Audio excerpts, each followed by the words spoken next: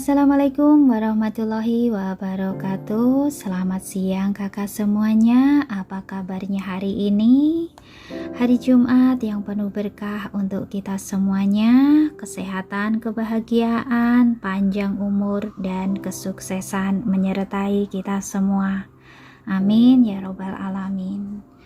Dan hari ini saya akan melanjutkan ceritanya dari novel Janji Sang CEO. Di cerita sebelumnya, Rachel terjebak dengan ulahnya sendiri. Dengan kejadian ini, Alicia belum merasa puas. Dia masih mencari bukti-bukti untuk membuktikan bahwa dalang dari semua kejadian ini adalah Rachel. Gimana kisah selanjutnya? Kita langsung saja ke ceritanya. Selamat mendengarkan.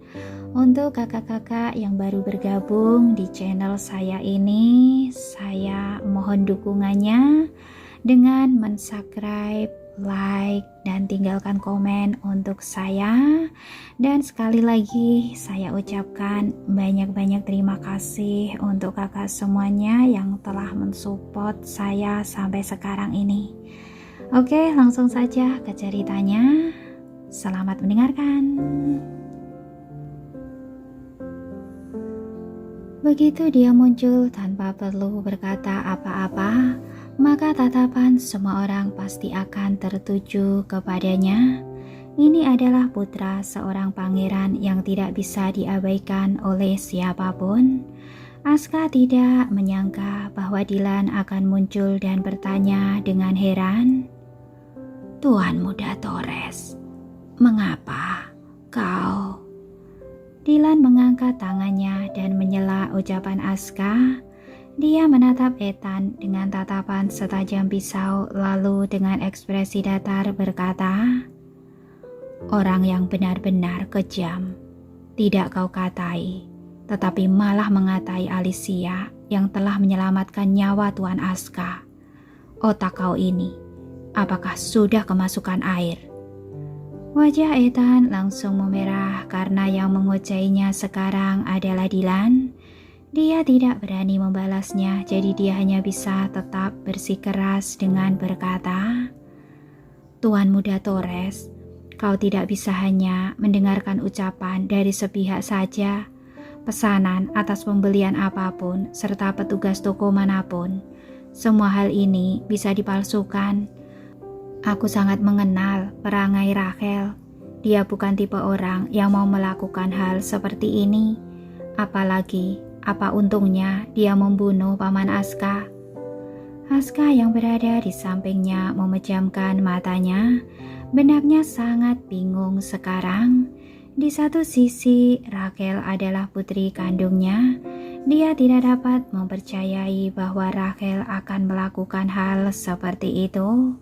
Tetapi di sisi lain, Rachel juga telah banyak melakukan hal yang keterlaluan hari ini, sehingga membuatnya bertanya-tanya apakah penilaiannya tentang putrinya sebelum ini semuanya itu salah. Dylan bertemu tatap dengan Ethan lagi. Matanya tenang dan dingin. Dia tidak seperti sedang menatap Ethan, tetapi lebih seperti sedang melihat kecoa. Ethan sangat merasa tidak nyaman ditatap seperti itu oleh Dylan. Dia terbatuk kecil, lalu dengan berani dia bertanya, "Tuan Muda Torres, apa yang aku katakan itu memang masuk akal kan? Mengapa? Mengapa kau menatapku seperti itu?" Dylan mengerutkan bibirnya sambil tersenyum dingin lalu berkata, "Bagaimana hal yang sebenarnya? Tinggal minta orangnya masuk untuk ditanyakan saja, sudah jelas." Ethan berkata lagi, "Tetapi orangnya juga bisa disuap." Saat dia mengatakan ini, matanya sengaja menatap kepada Alicia. Alicia mengangkat bahunya dan berkata, "Tuan Muda Torres, ada di sini. Apa ada orang yang berani berbohong?" Ethan tersedak, dia tidak bisa menjawab pertanyaan ini. Akhirnya dia hanya bisa menatap Alicia dengan marah, seolah-olah tatapan matanya bisa melubangi Alicia. Dylan maju selangkah dan berdiri di depan Alicia lalu menatap Aska sambil berkata, "Tuan Aska, aku rasa lebih baik orangnya dipanggil masuk untuk ditanyakan." Aska yang tampak ragu lalu tersenyum datar dan berkata, "Tuan Muda Torres, ini adalah urusan keluarga kami sendiri. Jadi aku tidak akan membuatmu repot dengan membuang-buang waktumu. Nanti setelah acara pesta ulang tahunnya selesai, aku akan meminta orangnya datang untuk ditanyakan di depan Rachel." Dylan tertawa dan berkata, "Apa Tuan Aska benar-benar merasa bahwa ini hanya urusan keluargamu sendiri? Sikap Nona Rachel juga telah menyakiti nona muda dari keluarga Sebastian. Ini sudah bukan urusan keluargamu sendiri lagi." Dylan yang sudah berkata sampai seperti itu mau tidak mau Aska harus mengangguk dan berkata, "Kalau begitu, suruh orang itu masuk untuk diinterogasi. Rachel ini memang terlalu dimanjakan oleh aku. Biasa, Hari sudah sering menyinggung banyak orang. Mungkin ada orang yang ingin menggunakan kesempatan ini untuk membuatnya terlihat tidak berbakti dan tidak melakukan hal yang benar."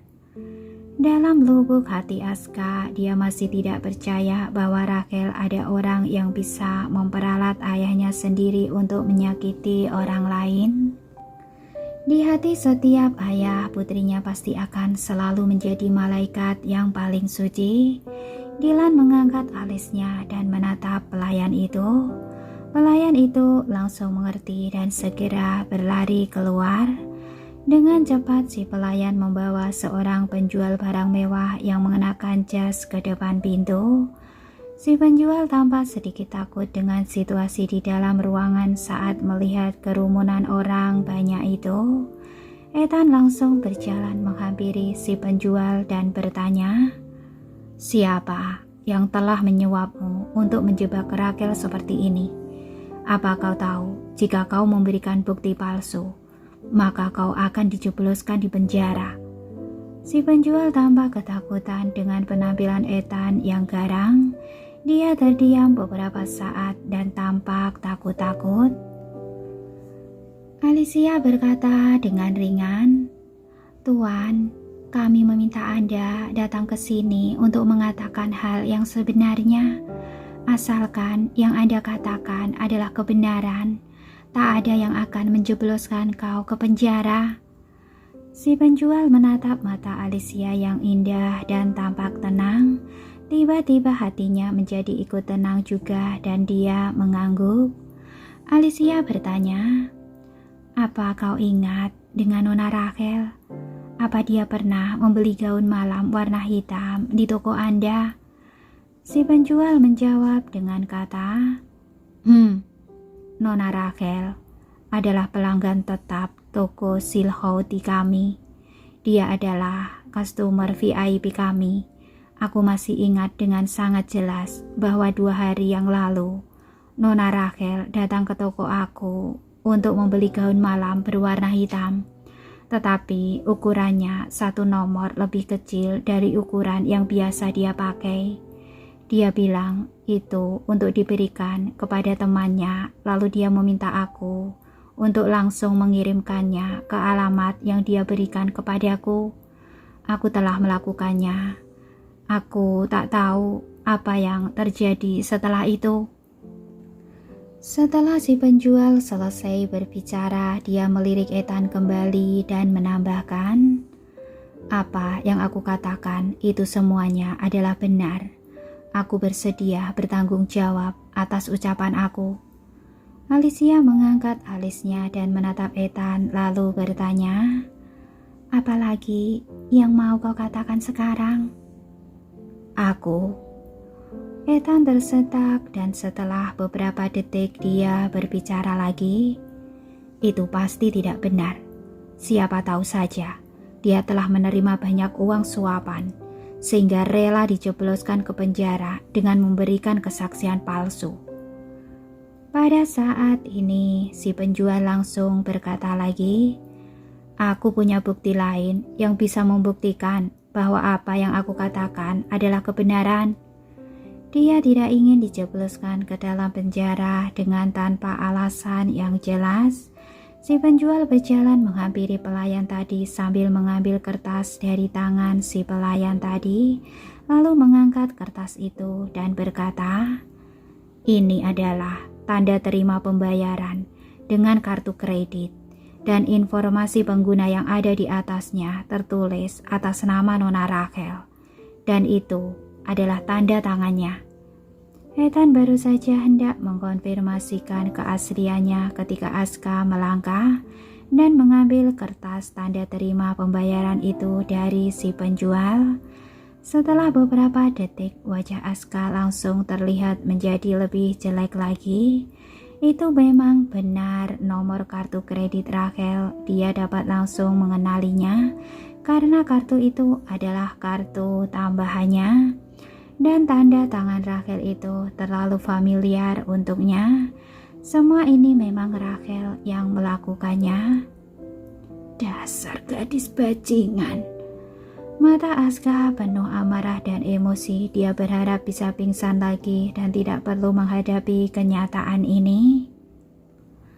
Saat melihat reaksi Aska yang seperti itu, semua orang langsung mengerti bahwa si penjual telah mengatakan yang sebenarnya. Gaun itu ternyata benar-benar dibeli oleh Rachel dan hampir membuat papa kandungnya sendiri meninggal hanya demi untuk menjebak anggota dari keluarga Sebastian itu. Ini benar-benar sangat kejam dan lancang. Daripada membesarkan seorang putri seperti ini, lebih baik memelihara seekor ular berbisa saja. Bahkan ular berbisa pun masih memiliki sedikit perasaan dan tahu bahwa mereka tidak boleh menggigit tuannya. Sedangkan Rachel, dia bahkan lebih buruk dari ular. Dan pada saat ini Rachel sedang turun ke bawah dengan panik. Dia mendengar dari Ibu Ida bahwa papanya benar-benar ingin dia menikah dengan Ethan si buruk rupa itu.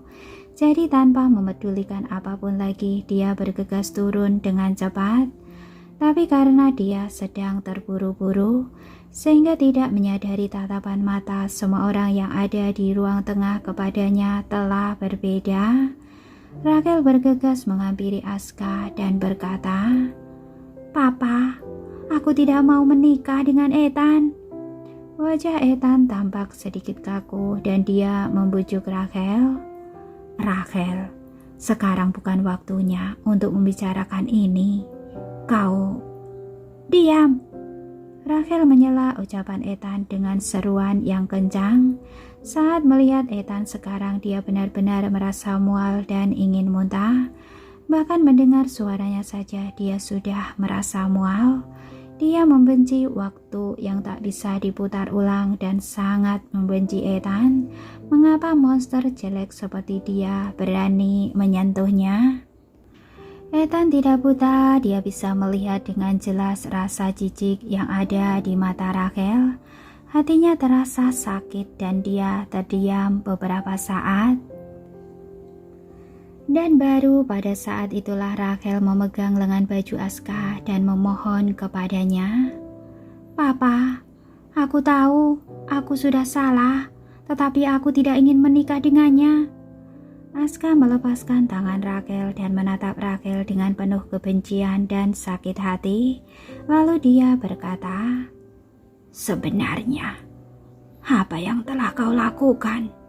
Semua ini pasti karena aku yang tidak mengajarimu dengan baik. Nantinya, setelah aku meninggal pun, aku merasa malu untuk bertemu dengan mamamu. Sekarang, kau pergi bertobat dan mengaku saja salah. Aku tidak ingin melihatmu lagi." Rachel tercengang. Mengaku salah, bertobat. Bukannya dia hanya tidur dengan Ethan saja barusan. Hal itu memang memalukan tetapi belum bisa dikategorikan sebagai kesalahan kan? Alicia yang berada di samping menunjukkan ekspresi kecewa dan berkata dengan ringan, "Rachel, kau telah membuat keluarga Sebastian kami merasa ngeri terhadapmu. Mamamu dan mamaku memiliki nama keluarga yang sama, dan semua anggota keluarga Diaz itu semuanya baik. Tetapi bagaimana denganmu? Mengapa kau menjadi seperti ini?" Hal terakhir yang tidak ingin dilihat Rachel pada saat ini selain Ethan adalah Alicia. Kalau bukan gara-gara dia, bagaimana semua ini bisa terjadi? Rachel langsung memaki, "Dasar jalang! Sejak kapan kau punya hak untuk membicarakan masalah keluarga kita? Kau adalah gadis kampung, kau tak punya hak untuk mengajariku." Dengan tak berdaya, Alicia menggelengkan kepalanya. "Sampai sekarang pun, kau masih tidak merasa bersalah dan tidak mau bertobat. Kau benar-benar sudah tidak bisa diobati.